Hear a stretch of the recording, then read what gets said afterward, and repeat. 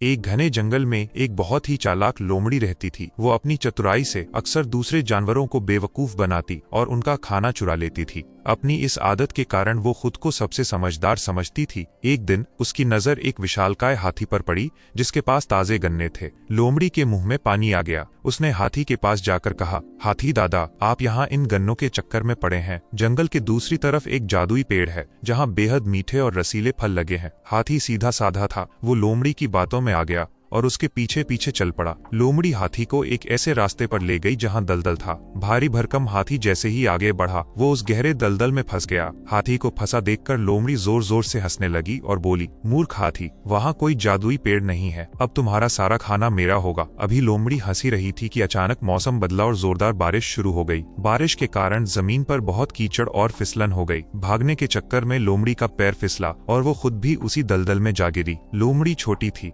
इसलिए वो दलदल में तेजी से डूबने लगी। वो डर के मारे चिल्लाने लगी, बचाओ बचाओ। हाथी चाहता तो लोमड़ी को उसके कर्मों की सजा भुगतने देता, लेकिन हाथी का दिल बहुत बड़ा और दयालु था। उसने बिना देर किए अपनी लंबी सूंड बढ़ाई और लोमड़ी को पकड़कर दलदल से बाहर सुरक्षित निकाल लिया। लोमड़ी की जान में जान आई। वो अपनी करूत पर बहुत शर्मिंदा हुई। उसने सिर झुकाकर हाथी से कहा, मुझे माफ कर दो हाथी दादा, मैंने तुम्हारे साथ बुराई की, लेकिन तुमने अपनी अच्छाई से मेरी जान बचा ली। आज मुझे समझ आया कि चालाकी से बड़ी दया होती है।